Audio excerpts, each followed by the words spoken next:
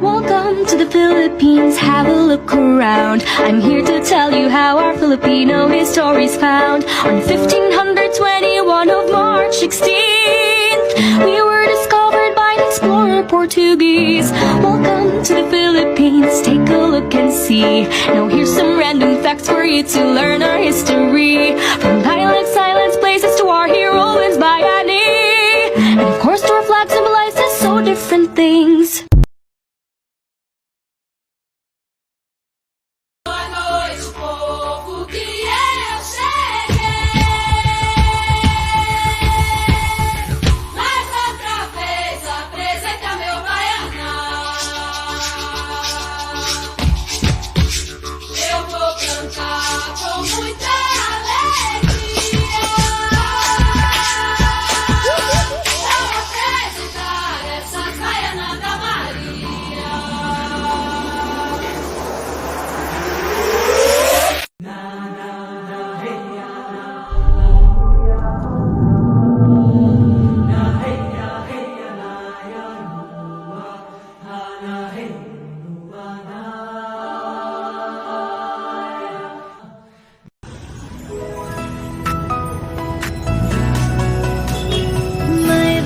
Kung panaginip,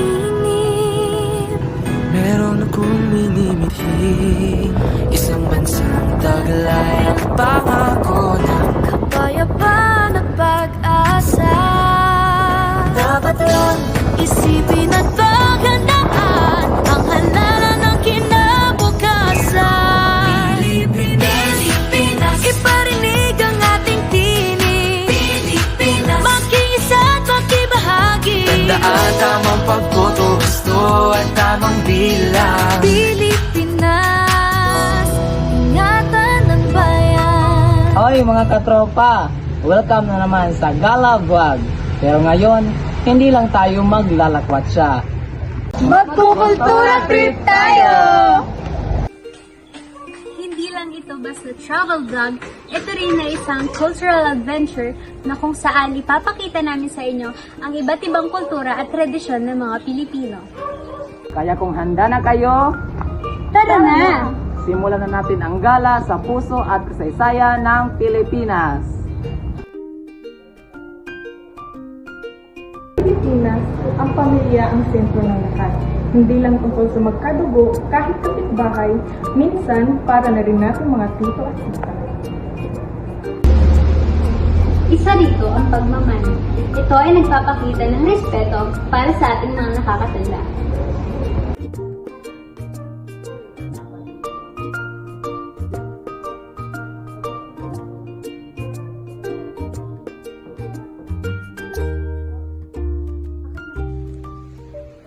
Hindi ito basta-basta. Sa mga probinsya, kahit bagong kilala mo lang, magmamano pa rin. Ganyan ka-deep ang respeto dito. At sa mga okasyon gaya ng binyag, kasal, fiesta, lahat present. May handaan, may kwentuhan, at minsan may video kahit hanggang madaling araw. Ang mga pesta sa Pilipinas ay hindi lang selebrasyon. Ito ay buhay na sine. Ang Sinulog ay para kay Senior Santo Niño. Ang Sinulog ay nag-ugat noong 1521 nang dumating si Ferdinand Magellan sa Cebu at iginawad ang imahe ng Santo Niño kay Reyna Juana bilang simbolo ng Kristyanismo.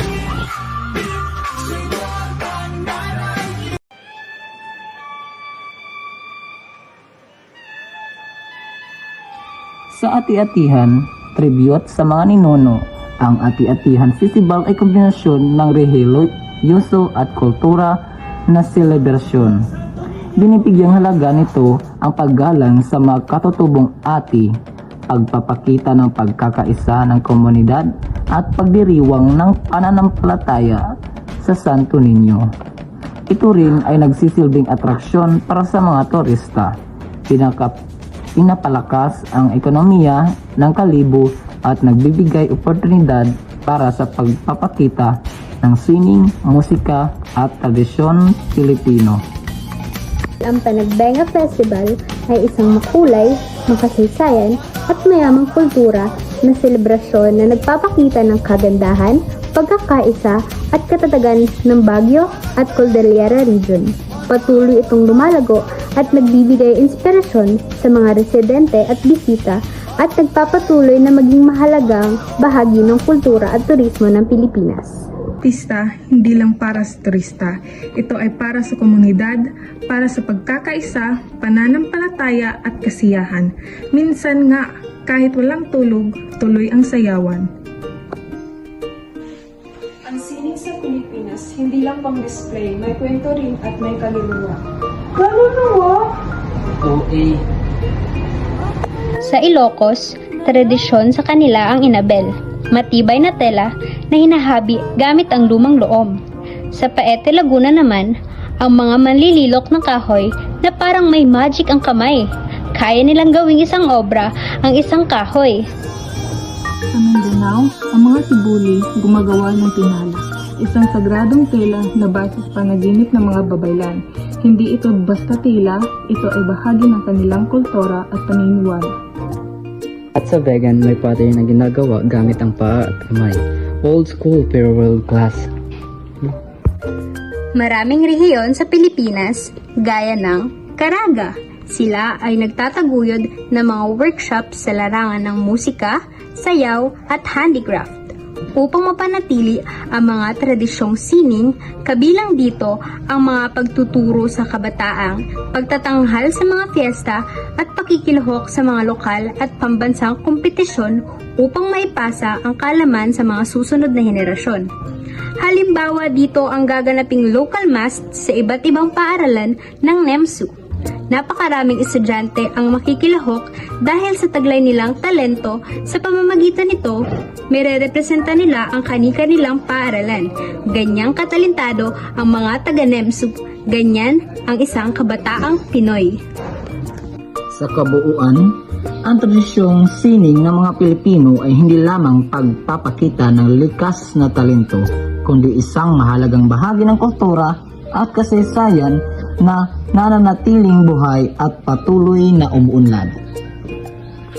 Ang pagkain sa Pilipinas, hindi lang pampabusog, ito ay bonding. Kamayan style. Kain gamit ang kamay, sabay-sabay, walang arte, dahon ng saging, kanin, ulam at kwentuhan. Ang Budol Fight, parang fiesta sa mesa. May lechon, adobo, sinigang, lumpia at kung ano-ano pa. Walang hiya-hiya. Pwede ang kamay, lahat pwede kumuha. At syempre, hindi mawawala ang panghimagas, halo-halo, bibingka, poto, kutsinta. Parang dessert buffet sa kalsada. Pagkain dito ay may kasamang kwento. Minsan, recipe pa ng lola mo noong 1960.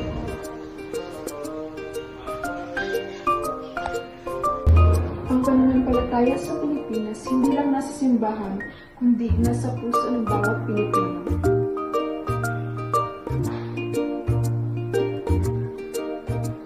Simbang gabi, siyam na araw na pagsisimba bago ang Kapaskuhan.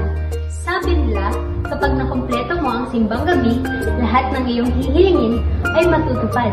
Kaya naman ito ay isa sa mga tradisyon na pinaniniwalaan ng mga Pilipino. Bisita Iglesia, tuwing mahal na araw. Naglalakad sa 7 simbahan, nagdarasal, nagbubulay-bulay, minsan kasama pa ang buong pamilya. Ang pananampalataya ng mga Pilipino ay may halong kasaysayan, kultura at komunidad. Hindi lang paniniwala, ito rin ay parte ng pamumuhay at buhay ng mga Pilipino. Ang po at opo ay ginagamit rin, halimbawa ng sasakay ka ng cab o ng tricycle, bayad po, para po, o kaya naman sa palengke, may ate, may kuya, may nanay, may tatay, may warm ang bawat salita. May mga artist na gumagawa ng street murals na may mga mensahe.